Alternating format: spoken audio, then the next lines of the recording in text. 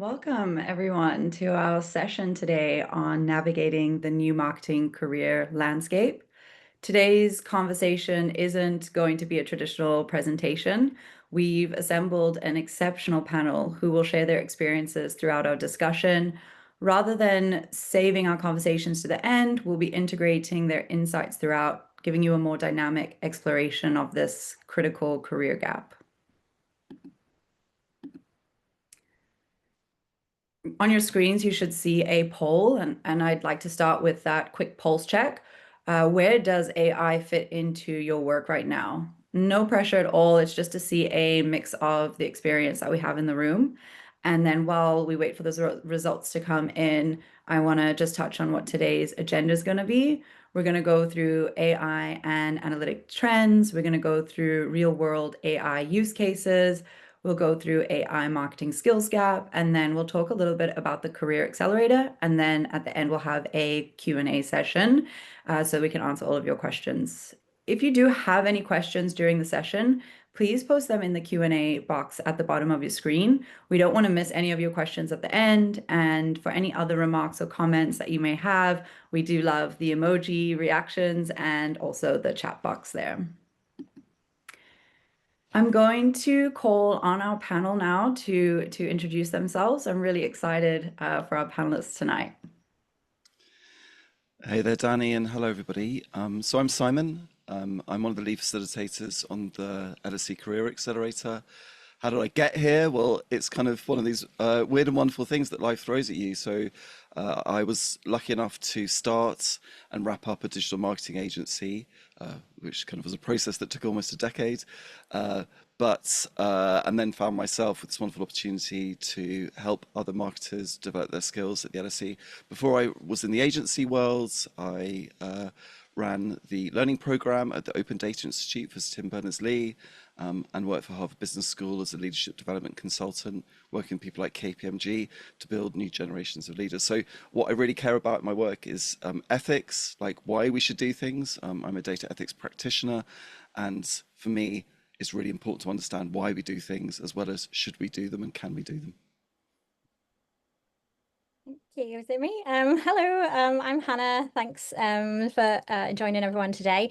So I'm the head of marketing at a company called Seventh State. We are a B2B software consultancy specializing in a very niche technology called RabbitMQ. So I've got about 15 years experience in marketing now. Again, I have been in agencies as well. So I've done a mix of agency and client side, and I've done a mix of sort of being in very, very large marketing teams and very small ones. So presently, our marketing team is very, very small. So it's very much a hands-on experience at the moment.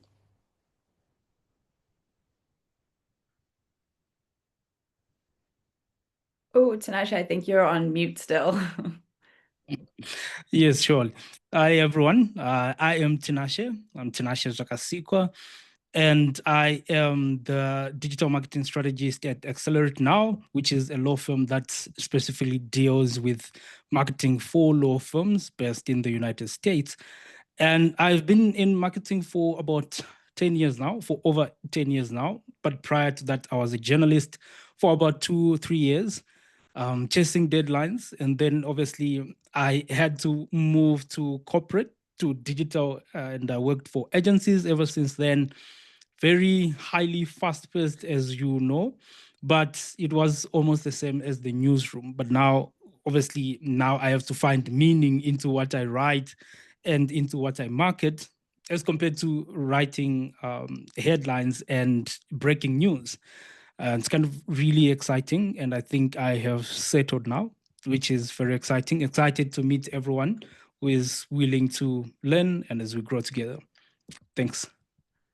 Thank you so much. We have such a wealth of knowledge on our panelists tonight, so I'm really excited to get into it. AI and analytics are really reshaping every marketing touch point, from strategy to storytelling. It's enabling smarter, faster, and more personalized connections. What used to take us days, like audience segmentation, can now be done in seconds. So we've reached mainstream adoption of AI in marketing. About 80% of marketers use or experiment with AI, with 68% using it daily. Key AI applications in the field right now include programmatic ad targeting, which use real-time data analytics to reach precisely the right audience, maximizing return on investment. We've got AI-assisted content creation tools that leverage analytics to determine optimal content strategies for SEO. We've got predictive analytics, which enables hyper-personalized marketing campaigns by accurately forecasting consumer behaviors and preferences. And then AI chatbots, that are informed by analytics-driven insights. So that improves the customer interaction and satisfaction by offering timely, relevant responses around the clock. So if I had to lean on our panelists now, Simon, from your perspective as both a CMO and an educator, is there one main skill you feel emerging marketers really need to focus on to keep pace with this AI drive shift? No.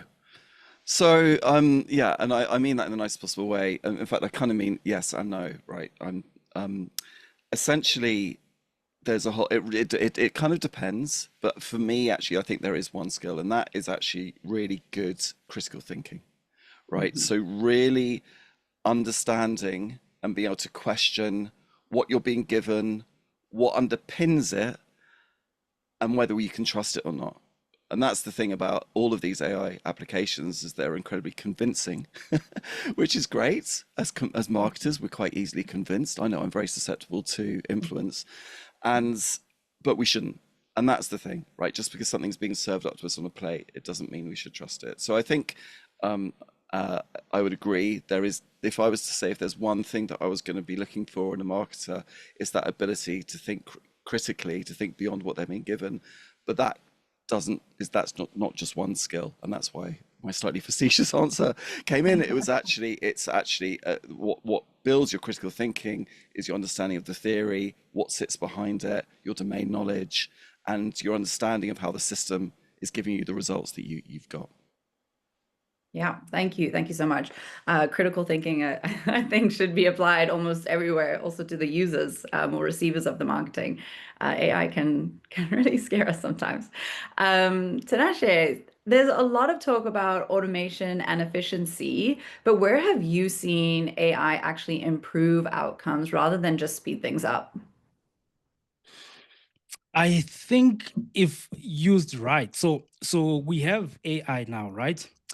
And if you think about it in this way, think about when the first computer came. When the first computer came, only a few corporates had it, right? It was guarded. It stayed, a computer in an organization stayed somewhere in a safe out there, right? In within the company walls. It was hard to think of anyone taking a computer home, right, to work on it in their bedroom. So think about the transformation that we have had, right, from the first time that the computer came, right, to up until now. Anyone now can do anything on a computer anywhere, really.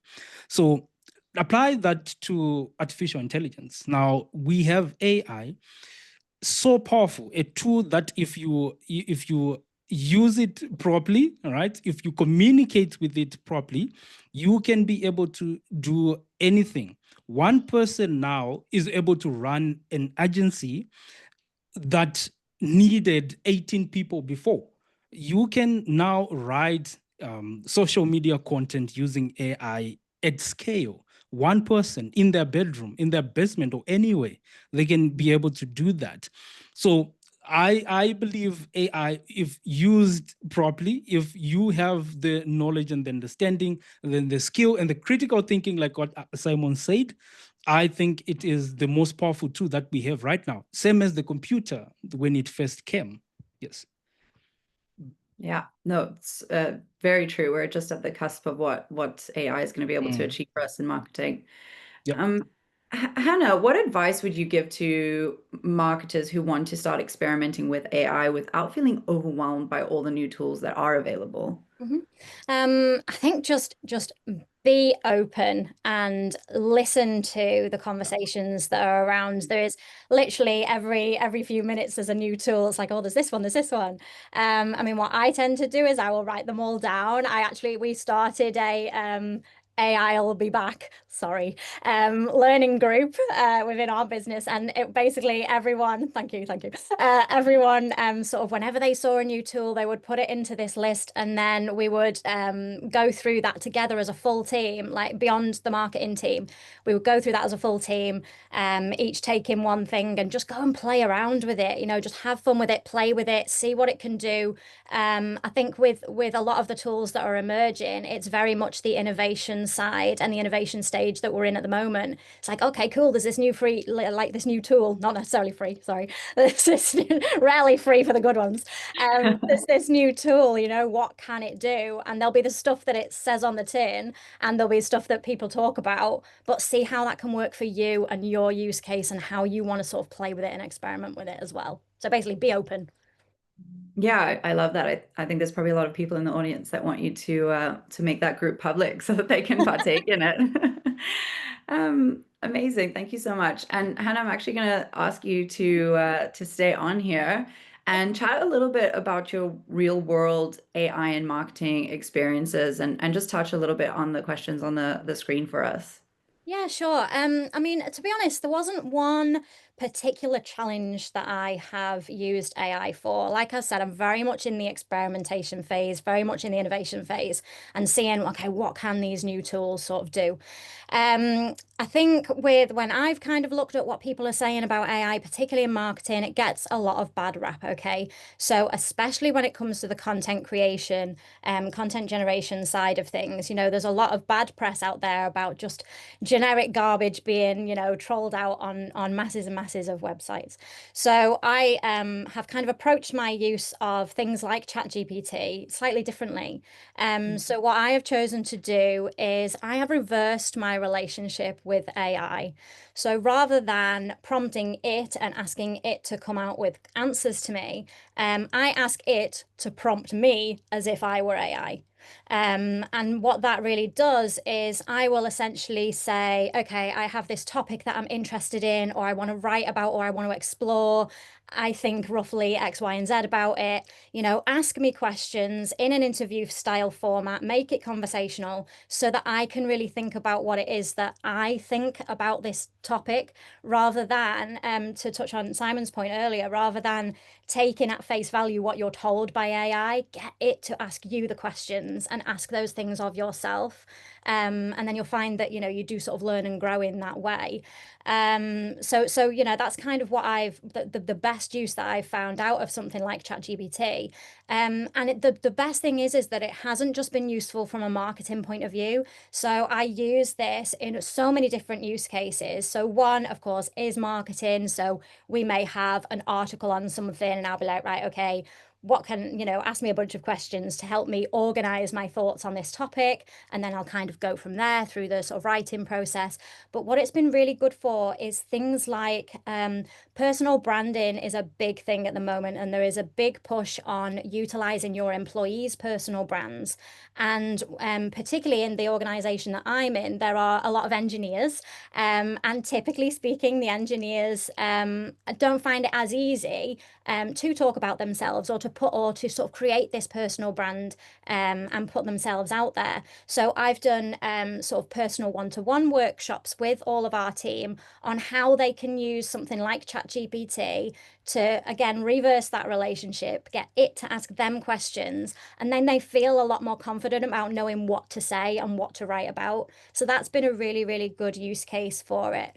And then the final sort of one in a similar sort of vein is, if I've read something, or if I've read a book, I've listened to a new audio book, I've been to a conference, I've taken notes, I will kind of brain dump all of those things into ChatGPT and get it to then ask me questions about the session, because I can recall the things that are sort of top of mind for me, but having another perspective dig into that topic is really, really useful to be like, actually, do you know what I did? I got this out of that session. And you start to discover all of these things that you may not have necessarily unlocked, but you are unlocking it yourself. It's just needing those questions to be able to unlock. Yeah, I've said unlock a few times. I'll be quiet now. I love that, Hannah. And I think probably music to Simon's ears, because I think that that really fosters that critical thinking that he was touching on earlier. So thank you for sharing that. And Simon, while I'm talking about you, I'd love to put the spotlight on you a little bit and chat a little bit more about your real world AI in marketing experience. I'm regretting my sharp no earlier because obviously that's. But look, so the question was about my experience about using ChatGPT or Gen AI tools. So like Hannah and like other marketers, I'm in the 80% who use it every day, or 68%. I'm sorry, excuse me if I'm misquoting the stat. And I use it for a range of things. I'm not going to go through all of them, but I certainly use it to hone my knowledge of a new topic, to help me solve problems. And what it's really good at is, and in fact, generally what I think LLMs and particularly Gen AI is very good at is, and what we should leverage is the fact that it can process information and data really, really quickly, right? That's what I think, that's for me the real power of these tools. But what it can also do is make accessible techniques and approaches that are perhaps very difficult to access or difficult to understand. You mentioned audience segmentation earlier, Danny. And so one of the things that I've been doing increasingly recently is to use ChatGPT to find connections between groups of people that perhaps wouldn't have been revealed, so relationships. The technique that we use is a very advanced statistical technique called k-means clustering. I don't know if many people have come across k-means clustering, but effectively it is fiendishly difficult set of models and algorithms that together allow you to find relationships between things that aren't immediately apparent, particularly in big sets of data. And this is the sort of thing that if you'd have done it 10 years ago, you'd have needed a team of data scientists, you'd have needed a couple of weeks, lots of processing power. And one of the things that we were able to do, in fact, we did it live in a workshop together as a group, which is a bit scary. This is on the Career Accelerator. We actually did k-means clustering using a big data set, and actually we were able to show that we got useful results, right? In a half-hour session following a set of prompts. Now, what this also revealed was that some people were using a different tool. So some people use, should I mention it? Some people were using another proprietary system, and it was just spitting out what looked like relevant, but effectively it was garbage. Effectively, what it was telling us felt realistic. And so this is the danger that we have, right? In that, on the one hand, ChatGPT is giving me the ability to become a data scientist and a statistician, but that's dangerous because I'm not a data scientist and I'm not a statistician. And so what that means is that sometimes it can give you a credible answer, but what you have to really do is dig deeper. And so what we've had to develop is an approach that's a bit like Hannah's, right? Which is where we're saying, I want you to do this, but what I want you to do is expose the potential issues or where you're going wrong, and to take me through every step of the stage. And that's what we have to do. So, and to do that, you do have to start understanding the process. You do have to understand how k-means clustering work. And so that's what we found, is that we went through one stage, one set of processes using ChatGPT and this other tool. Some of us got good results, others didn't. But what we found is that when we then applied proper statistical thinking and used our knowledge of the theory that underpins it, we got much better results. And so that's really that's why I think this is really powerful, is that if you can apply good theory, if you can suspend your credulity for a moment, even when given really scintillating and exciting results, and if you're prepared to go a bit deeper, and that does often mean going deeper into the models, the systems, what actually makes the whole thing work, which doesn't take a lot, but just takes a bit of extra effort, then you really, really get something useful. And so that's really where it kind of comes back down to, for me, the credible thinking, that, that credible what's the word, critical thinking, is that kind of to have that, you do need to understand what's going on behind the scenes, why it's giving you the results you have, and always to sort of treat what you're given with a slight pinch of salt. But that said, if you know how to prompt, if you can take it through, and I completely +1 on what Hannah was saying, if you can treat it like a kind of very smart but also slightly dumb, I want to say intern, support assistant, but someone who you really just say, look, tell me everything you're doing, tell me where, that kind of thing. So that's what you have to do, really, particularly doing something very technical, really structure the approach and know how to get the best answers from it. And that requires an understanding of the technique that you're trying to use. Yeah, absolutely. Can't just take everything that AI tells you at face value and just go a little bit deeper. It's true. Yeah. Thank you for sharing those insights. Very, very valuable to us and to the audience, I'm sure. Tinashe, would you like to have the spotlight on you a little bit and chat about your real world in AI and marketing experience? Yes, definitely happy to share. I help law firms every day, right? Every single day, I help them to grow online, which is really one of the most rewarding and tricky areas of marketing, especially now. It's not really about the catchy slogans or the viral posts, right? It's about helping people find the right lawyer when something important is really happening in their lives. So I understand, everyone who's looking to get into marketing, you might end up getting into marketing for something specific, right? Marketing for a specific industry, right? So for construction, for example. But I do this for lawyers. So this means that everything that we put out there, it has to sound human, trustworthy, and precise. So when I say these things, you're probably thinking about many things or many instances where you have used AI and it didn't give you any of this, right? It didn't give you human, trustworthy, and precise. So the challenge that we had is, last year it was content overload. So we were producing blogs and social posts for dozens of law firms every single week, and we hit a wall. We couldn't really scale fast enough without either burning out the team or dropping the quality. And in digital marketing, quality, especially for law firms, quality is not really negotiable. I would say in digital marketing in general, quality is not negotiable. You can't just have a robot say or get divorced fast and then you call it a day. You can't do that. So we needed a way to speed up the content ideation while keeping that professional, the trustworthy tone. It was very important. But with that in mind, every client had their own tone. They had their own voice.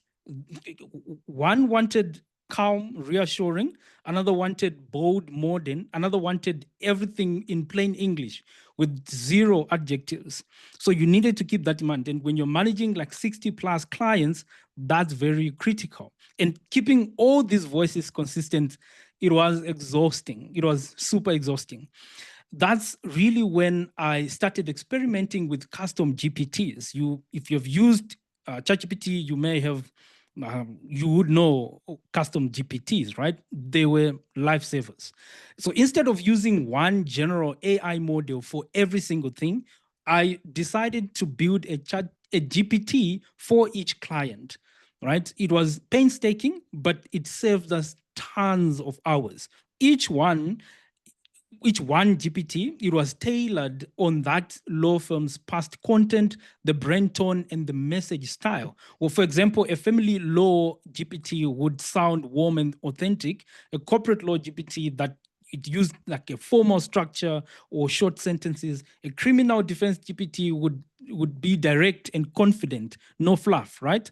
So then when a new brief came in, we would just send it right into a GPT. It would produce the first draft, and this was already 70 to 80% there, right? On tone, on brand, and ready for human review, right? Very important. So these GPTs, they didn't just write, they remembered. They remembered things that I couldn't keep in my mind all the time.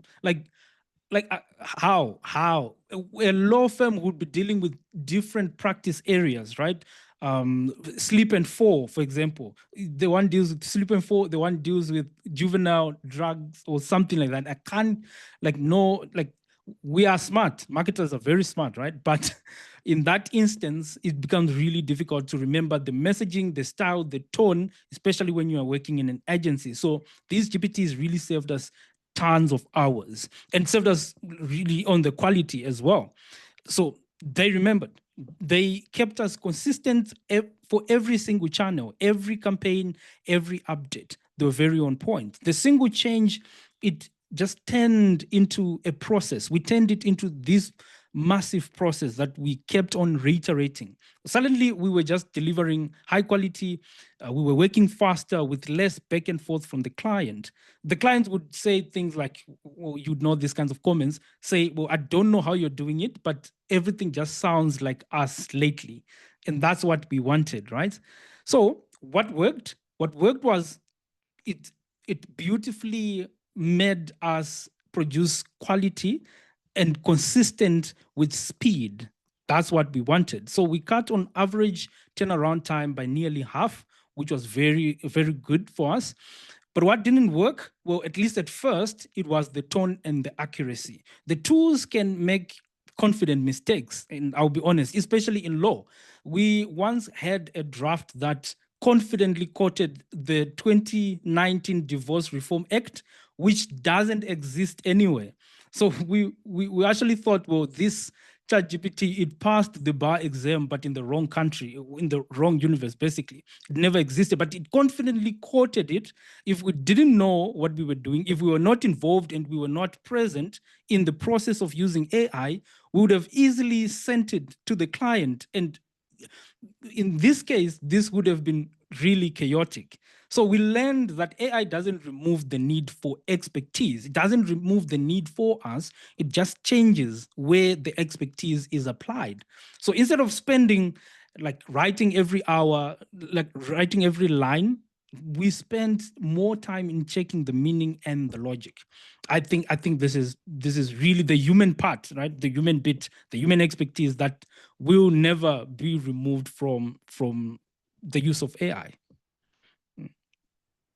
Thank you so much for sharing that. I love that quote, changes where the expertise is applied. And I think that was quite a common thread between all of the panelists' answers. So thank you so much. I mean, it's quite clear that AI and analytics are no longer a nice to have. They've become the foundation of modern marketing. And let's look at what that really means for a career in marketing. First off, the demand is absolutely skyrocketing. Marketing roles that require AI skills grew by 237% in 2025. That's a huge signal that organizations are actively seeking professionals who can combine creativity with data-driven insights.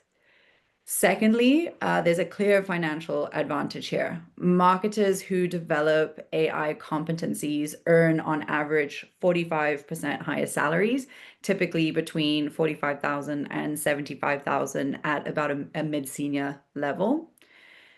Third, the most in-demand skills right now are data analytics, AI-powered content creation, Gen AI fundamentals, and marketing automation. These are the capabilities that allow marketers to create smarter campaigns, to interpret insights effectively, and to drive measurable impact. For example, someone who can translate analytics into actionable strategy can transform campaign performance overnight.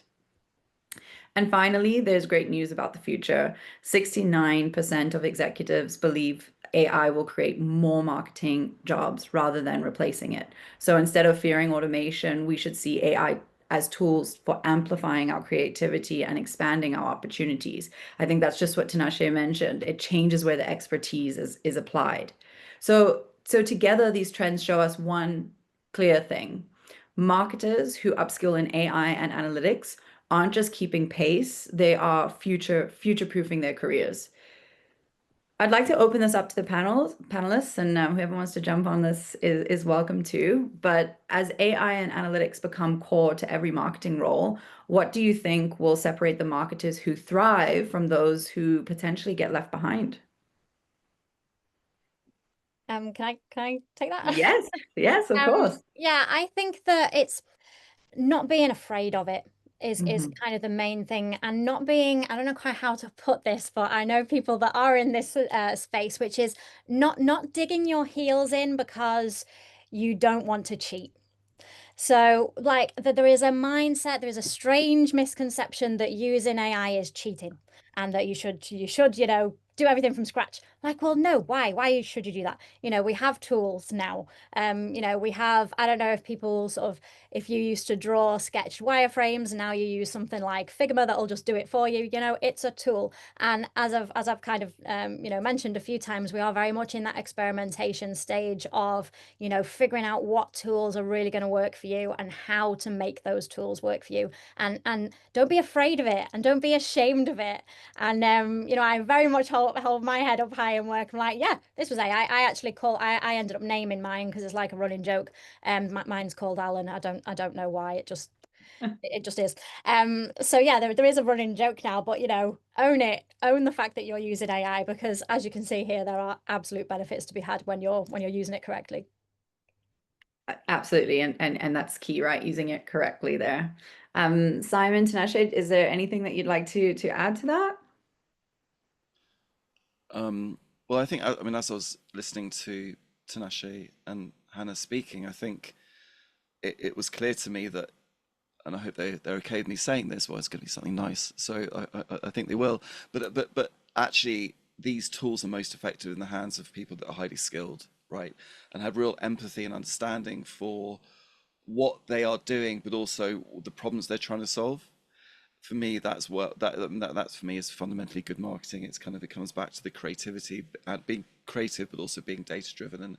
And actually, I'm reminded of an employee project that we ran recently, where one of the this was with a very advanced digital marketing agency, quite a big one. What the founder was saying was that what they are looking for is exactly that, right? They're looking for people who are creative, not in the sort of traditional sense. Yeah, yes, they want that, but actually people who are creative problem solvers, right? People who, to Hannah's point, are excited about picking up tools, not for the sake, sometimes for the sake of it, but because they see the potential for solving problems. And I think it's that kind of orientation, the desire to learn, the desire to make things better, but actually the desire to make things better for the people that you are serving. And actually that, for me, I think underpins everything that we should be doing as marketers, which is really do stuff that's aligned to our values. And for me, that's why I think things like ethics are important. So data ethics, AI ethics are important, so that, and that is what I think will make a difference, right? People that are very values driven, very creative, very problem solving oriented, and doing things for the right reasons, not just to cut time, to cut costs, whatever, which is good, by the way. I'm not saying don't do that, but actually, that this is delivering really good results as well. So I think it's experimentation, but for the right reasons and with the right kind of focus. Yeah, couldn't agree more. Oh, Tinashe, do you want to add something there? Yeah, sure. I do agree with what Simon and Hannah just said now, and I think, well, just plain and simple, right? The difference will come down to curiosity. It will come down to curiosity. Be curious, learn as lots and as much as you can, so that you can add value. The tools, they will keep changing. The dashboards will get smarter, and the job titles will evolve maybe every year. But well, the marketers that will really, really thrive, they are the ones that stay curious, the ones that keep learning. You can't get comfortable with what you already know. I mean, it's okay, it's good, but add on it, and you will see that you will always be adding value. I always think of it like driving at night. So when you're driving at night, your headlights, they don't show you the whole entire road, but just enough to keep you moving safely. But well, you have to keep your eyes forward, isn't it? Because if you only stare at what's right in front of you now, then you might miss the 10, or you might miss the deer that's jumping across the road. You have to keep curious, like be curious, anticipate, right? So when you anticipate, then you're curious, then you're always trying to upskill, you're always trying to add value. to think ahead. That's what curiosity does. It keeps you looking ahead, asking questions, testing new ideas before they're even mainstream, right? And for me, that's really how I've stayed current, especially with AI. I don't wait to be ready to use a tool. I just open it. I open the tool, I break it a few times, and I figure out where it actually fits within my process and within what I want to achieve with my career or with my task within that job. So, well, the marketers who will really, really do well, they are not the usual ones who know everything. I think Hannah, you mentioned something about this. They're the ones who keep updating themselves, who aren't afraid to experiment, right? Who stay genuinely interested in how things work. They will break, you will break them, but then keep that interest, like keep that curiosity, because the moment you stop being curious, AI will leave you behind, right? You stop catching up. And in marketing, curiosity is still the best competitive advantage that you can have. Yeah. Absolutely. I think that was a very powerful analogy. Um, so we've talked about how AI is reshaping marketing, but what does that actually mean for the skills that you need to grow your career? This is the AI marketing skills map. Think of it as your roadmap for staying future ready. At the foundation, we have it's about being able to create and execute using those AI tools. Then you level up and you're learning to analyze and optimize with data. And finally, at the top, it's about developing the ability to lead and to strategize with AI at the heart of your decisions. So no matter where you are in your journey, there's a clear path for leveling up with AI and marketing skills. Simon, as marketers move from executing to leading with AI, what shifts in mindset or skill set do you think are most critical for making that leap? Yeah, I think I don't think I can sum it up better than Tinashe and the way that and Hannah have sort of put it. And yeah, I think that it is that. It's we describe it on the Career Accelerator, as others describe it, as a growth mindset. I mean, if you really love your job in this field and you genuinely love serving your clients, which I think is the minimum, that's the barrier to entry, right? You should really like the idea of communicating, engaging, reaching out to people, and you should ideally love the sector that you're in, right? Whether it's fashion, law, niche software products, data, whatever it is, you should really believe in that. Because then if you do, then you will be curious and you will want to keep ahead and you really will want to develop that. I think that does these days, I hate to say it, but I don't hate to say it because I believe it, that is underpinned by really good data literacy. AI literacy is a subset of data literacy. And data literacy is simply the ability to understand, interpret, and communicate using data insights. And actually, to work with AI, which is fundamentally a data technology, you need data infrastructure. There's a lot that needs to go around it. And I think particularly as AI becomes more embedded, we will become reliant on the flow of data in and out of our systems. There's quite a lot that goes with that. And increasingly, digital marketing people, as we've seen actually in a recent employer project, the last one actually, in fact, I think there are a couple of people from that cohort who are with us today, but understanding how data flows around your ecosystem, what it means, and how to go beyond the kind of the bits and the bytes into the human stories that sit behind that. That takes quite specific sets of skills that can be described as data literacy. So I think we kind of have to balance that growth mindset, which I definitely subscribe to, with a really strong commitment to actually understanding this fundamental resource that powers our businesses, and that is data. And it's a very different sort of resource, and that requires different thinking. It's not like it's a renewable resource. Sorry, it is a renewable resource. It grows, it changes, but it actually takes a different sort of thinking from the sorts of thinking, the kind of the 20th century oil-based thinking, to a more generative, sustainable ecosystem. So understanding that and the problems and challenges and the issues around that, and the part that we play is really important. So I think that will become, particularly at leadership level, that will become really important. And that's also associated with lots of technical skills as well, which we're not going to go into now. But I think generally, if you can start with that growth mindset, you understand how data works, you understand these systems work, and you love what you do, then honest, and you've got a good theoretical underpinning for how marketing works, and that I think you're going to be in a good place. Absolutely, and I think that's why the AI marketing skills map is so important. Yeah.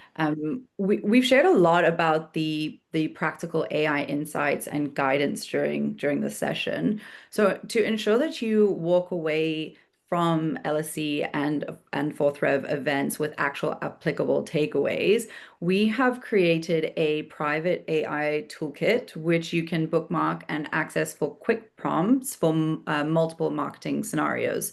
Make sure to keep an eye on your inbox for the recording email. We will include this toolkit for you as well as the recording to this webinar.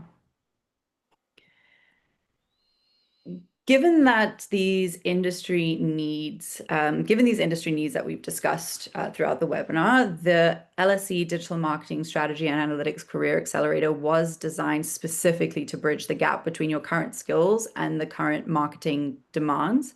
This 6-month online program combines academic rigor with practical applications through real employer projects. Simon did talk a little bit about those employer projects and the applicability of them throughout the event.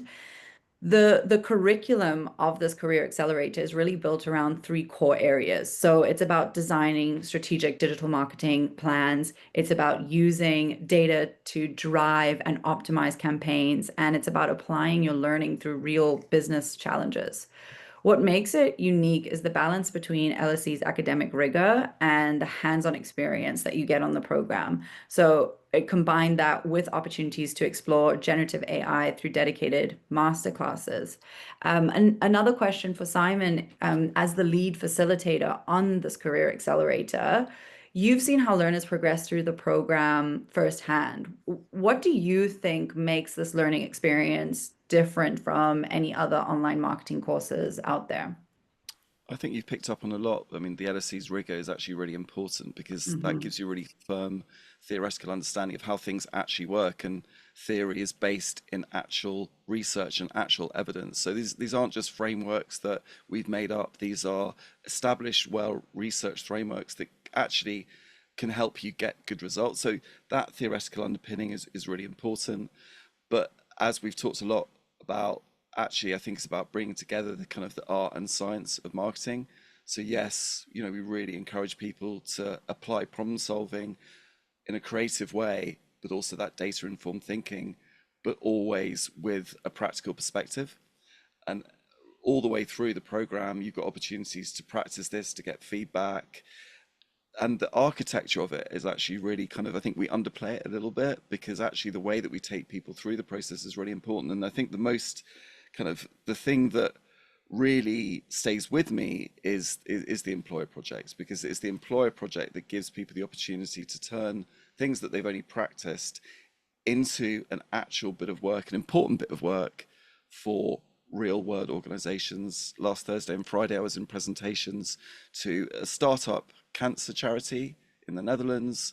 We had 6 teams presenting, and they really beautifully brought this creativity and data informed thinking together to such a powerful extent that actually on a few of the presentations it was quite moving, right? And a couple of the clients, board members, were literally moved to tears. To do that in a beautifully simple way takes a lot of thinking that normally would take you years to build up. And the fact that we're able to do that with people who are brand new to marketing in 6 months, I think is just really incredible. And so that for me is the difference. It's really good theory, the opportunity to practice stuff, but the opportunity to practice this on real world things. And so these teams are actually going to see some of their strategies, some of their ideas actually put into place in the service of a really important cause. And that for me is really, really beautiful. And the fact that that we've got to this stage in such short amount of time is testament to the program, but also to the dedication of the people involved. And so, you know, I think it's really lovely. Well, thank you so much for sharing that insight with us. I think the employer project is definitely one of my favorite components of the Career Accelerator.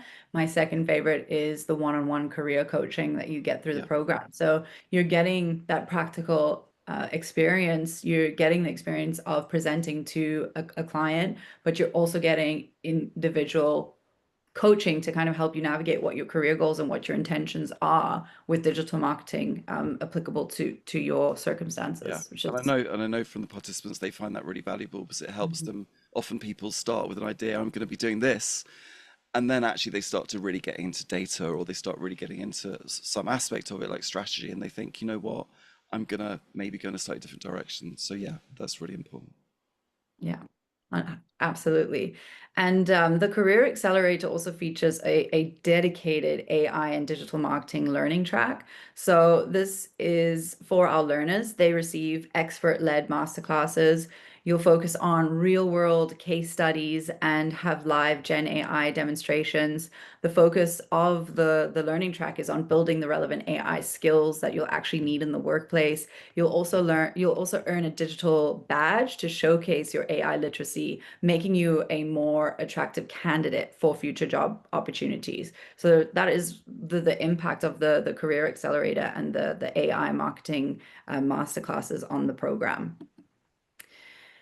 As we wrap up this event, I really want to leave you with some clear next steps. If you're planning to join us for the Career Accelerator, we are starting in February. There's a great opportunity for you to get ahead. Learners who are able to enroll now this November get early access to personal career coaching. You know, as we've touched on, it's a key component to the program. You can actually start your career coaching journey in 2025 ahead of starting the Career Accelerator in February. It's a real advantage. You'll start setting direction, building your confidence, getting clear on the next steps in your next career moves, and really move into the Career Accelerator intentionally with those goals in mind. By the time the program launches, you'll already be in motion to achieving those career goals and really unpacking what the actions towards achieving them are going to be. So please speak to your enrollment advisor. They will have a interview session with you where they really will unpack what your current experiences, what your intentions of moving into digital marketing, and they'll really help guide you in that decision-making process. I will say that spaces are limited in our cohorts, as well as limited to how many people can access this early coaching. So if it's something that you're interested in, don't let this fall by. And I can highly encourage booking a call with your enrollment advisor. They're dedicated to helping you make these decisions and kind of process what the next steps for you are. I see that we do have a few questions in the Q&A box, so thank you so much for submitting them. I'm gonna read them out and rely a little bit on the panelists to answer them. I'm going to rely on Tinashe for this one maybe. Just because you spoke a bit about the custom GPTs. Could you tell us a bit more about how you create custom GPTs that match each client's specific tone of voice and brand? Yes, sure. If you have been in ChatGPT, you would know it gives you like on the left panel, it gives you an option to check my GPTs, right? To check your GPTs. But the most important thing is before you get in there, well, you need to draft the tone and the voice, right? You need to actually write it down. Sometimes the client would give you these things to say, well, we are vibrant and young, right? We want to appeal to people of the ages between 20 and 35. They will give you a persona, but if they don't, then you as a marketer, you come up with it, and I'm sure that's the course would obviously skill us in how to create marketing personas. So once you have that, right, you create documents, different documents to say this is the tone, this is the brand, this is the personality of the brand, and this is the customers, the target clients that they want. You compile those and then you put them inside the knowledge base. the ChatGPT. So if you want to create a GPT, you get in there, you get to the section where you actually create the GPT, you customize it. There is a section where you upload documents. Mhm. So you upload all these documents that you would have compiled into that knowledge base, and then you obviously put in like a prompt within the section, the instruction section, and then you have a custom GPT that will always produce what you want. Obviously, if it hallucinates, you have to remind it to use the knowledge within the knowledge base. Mhm. Yeah. I think the more you put into that ChatGPT, Mm. the more you're going to get out that's specific to what you're hoping for. Thank you so much 100%. for sharing that. It's almost turned this event into a mini masterclass. Hannah, we have a question from an anonymous attendee. They are a self-professed AI novice. Which tools do you recommend them exploring? I'm gonna say probably marketing AI related tools worth exploring. Otherwise, we could be here all night. Well, that's what I was going to say. I think the first thing really with any kind of AI exploration is to have a think about what it is that you might need to achieve. Like have a think about what it is that you're looking to get better sort of productivity on or anything like that. A few things like say ChatGPT and learning how to create GPTs, as Tanashi has said, is absolutely brilliant. And then there's a few others. There is another one called Note GPT, which I find particularly useful. So this one is quite useful for cutting out time. This is the kind of stuff that we should be outsourcing to AI. So things like you can upload a link or something to something that you may have seen or watched on YouTube. It could be a TED Talk or something like that. Works really well for TED Talks, actually.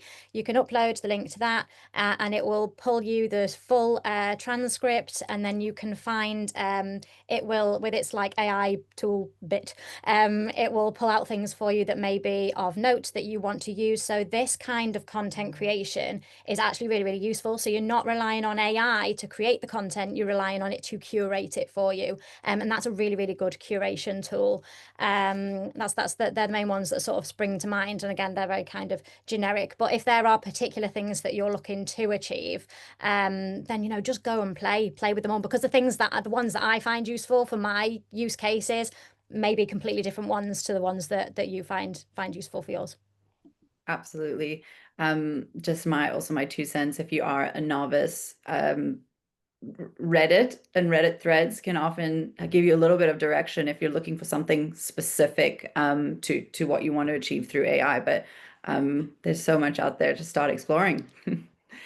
And we have a question from Ricardo. It's what will make a campaign successful when, in theory, everybody, including the competitors, will have the chance to rely on similar technologies, in brackets AI, to optimize their campaign? Hannah, do you want to take that? I do have a take on this one. Imagine for a second that you're all going to an art class and you're all sat in front of the same landscape and you've all got the same, palette and the same brushes. So you all have access to the same things. Every single canvas is going to look different because it depends on the pressure that you apply, the choice of your brushes, the mix of the colors that you make. And regardless of whether the fact your competitors have got access to the same tools, we're all going to use those tools differently. And the skills that we really want to hone is that ability to use the tools for your use case. So I would always try and think of it in that way. This AI, it is just another tool, and it's just all about how you can hone your skills to that particular tool. Yeah, I mean that's another great analogy. Um, Merrick wants to know who, as in which customer, needs an agency or a consultant after all, in a world in which everyone can learn to be a one-person agency or consultant. Anyone want to jump in on that one? Simon, perhaps? I think that's a really, really good question, actually. And there is still a role for making these connections, right? I think kind of it goes back to what Hannah was saying, that actually, and I think what we've all been saying, right, is that you need to think beyond what you're being given. You need to turn this into something that will connect people, that will drive people, that will spark their emotions. So yes, I do believe in theory that there is the potential to do that, but actually to the point that we've all been making, what agencies should be doing is building what they can do to add even more value, right, to what clients, and again, as the playing field gets leveled, how you use these sorts of tools, when you use them, right, it has to be done by skilled people, right? So I think kind of the underpinning skills and theory are still what is really important,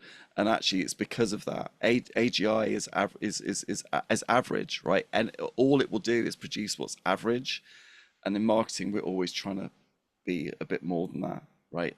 And actually I think that spark, those little moments of insight, they are still what humans do best, right? And I think kind of to what Hannah was saying, it's like actually true creativity takes risks, it does things differently, and that's how emotion gets sparked. And the machines aren't quite there yet. Now, ask me again in 10 years' time if we still see the agencies. I'm not gonna, Maybe 5. 5 years time. But I think a lot of the traditional stuff will probably go. But again, we still need humans to trust, and still need humans to drive the car in the right sort of direction. Yeah, I think we'll still have agencies for a long time to come, and the hiring stats back that up. Yeah, and I think that's what Tanasha said. It just changes whether expertise is applied. Yeah. Um, Yeah, I could mean, you, sorry, can I just want to just say yeah, a lot of agency go for it. time is spent on really sort of difficult, challenging work, like getting data together, producing reports, that kind of stuff. Mhm. Yeah, let's get AI to do that, and let's be more efficient. And then let's just focus on the really stuff that really helps us stand out. Sorry, Danny. Absolutely. No, no. This is what this session is for. Could you share what practical and legal measures organizations can take to ensure that their data is not accessed or used by AI without consent? What are best practices to address these? I think, and Tanasha, do you want to just with your legal background, or Simon with your more ethical interests? Yes. So I would well, it depends what type of data, right? And I'm sure that you are probably thinking of your internal processes, or we call them industry intellectual property, or maybe your financial reports, right? So obviously these are things. I would say best practice would be not to feed these things into ChatGPT, right? Don't feed them onto any search engine, right? Or any large language. If they are personal to your company and they are specific to your company and you'd like to keep them that way, then the best thing is don't feed them to the internet. Most companies don't give the internet access to their financial banking details, right? They would probably upload them into QuickBooks and other softwares, right? But of course, in terms of best practices, yes, I would say that that's the first line of defense you might want to take. And then in terms of tools, I can't suggest any tool. Like I said, it depends on the specific information that you are speaking about, so that you worry about. But yes, in short, I would say that. Yeah, I'm just going to just add very, very quickly. So Yes. this is about fundamentals of data. So really good data governance will ensure that you're protected through policies, people, and processes. Yeah. And then there are, if you are worried about your website being scraped, there are tools that you can use to stop bots scraping your site in all specific areas, which is Yeah. a concern that a lot of people justifiably have. Absolutely. Do we have time for just one more question? I'm going to read it now, but I just want to remind the audience that if you are interested in the Career Accelerator, please book a call with your enrollment advisor. They'll talk you through all of the specifics, how the program is run, how you can fit it into your schedule, all of the support that you have and the outcomes that you can expect from a program like this.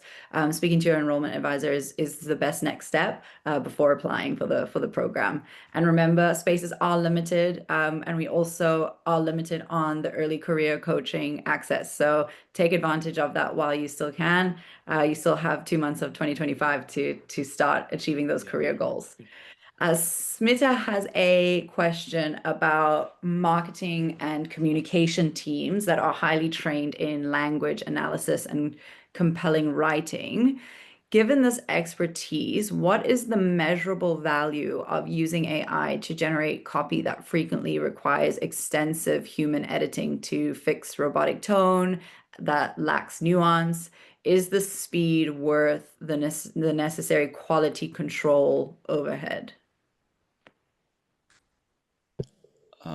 I'll take that. I think there's probably experiments that you could run, Smita, that would test a variety of hypotheses around quality or efficiency or impact. If you're writing for conversion, you know, to compare the two processes, with the control group, all of that sort of stuff. So an experimental approach, I think, would definitely allow anyone to help understand whether a specific change, whether it's AI or not, is actually giving you the results that you need. So I'm a big fan of marketing experiments. We do a lot of that on the Accelerator, like how to set up and run marketing experiments and use data to tell you whether what you think is happening is really going to happen. I think that's relevant here as well. I think as Awesome. well, really leveraging the custom GPTs that Tanashi was talking about earlier. It's those kinds of things that that will give you that sort of starting point. So it's almost using AI for the starting point on which to then go and edit and finesse. So you therefore have more time for the editing process rather than having to come up with the, from scratch stuff as well. Yeah, like where are the roadblocks? Where are the obstacles? What's the challenging? What are the bits that the writers hate doing? Yeah, you know, yeah, 100%. yeah. Thank you. Thank you so much for sharing. And thank you for staying a little bit over time. To our panelists, really appreciate you sharing your expertise.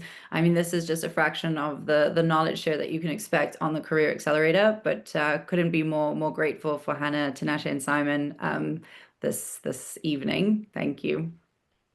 I'm happy to stay on an additional few minutes and chat a little bit more about the Career Accelerator itself. If anyone in the audience is interested in having a Q&A session about the Career Accelerator.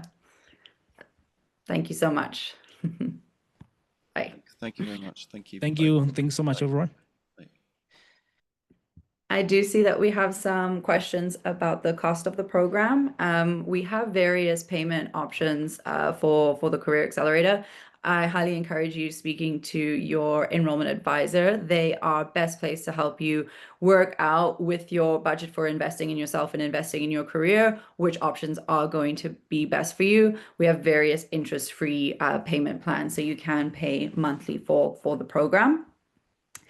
Another question about the employer project and how it works. The program itself is set up with 4 different sections or 4 different courses. The first 3 are really focused on getting you prepared to take on that employer project. So you'll work through courses 1, 2, and 3. You'll have individual projects working towards your digital portfolio of evidence, which is a key takeout for this program. And then once those 3 courses are complete, you'll move into the final 6 weeks of the program. It's the employer project. We partner with other companies. They share real world, real life challenges that their company's experiencing. You'll work with your team members on the program, and you will present to them marketing focused solutions to their challenges. So whether that's planning a Q4 marketing campaign or whether it's helping them increase revenue through reaching a broader audience, these are all relevant marketing related or digital marketing related challenges that you'll be more than ready to take on and to present back to that company. This gives you real world experience. So you can take that forward into an interview and say, hey, I've done X, Y, and Z. And it'll give you the confidence to be able to make that career change or make that step in your next career, as well as supported with your career coach on the program. We do find that the program has a high success completion rate, especially higher than industry standard for online programs. And this is because it's an extremely supportive environment. You learn from someone like Simon, who gives you that industry experience while taking on the academic part of the program, that academic rigor from LSE.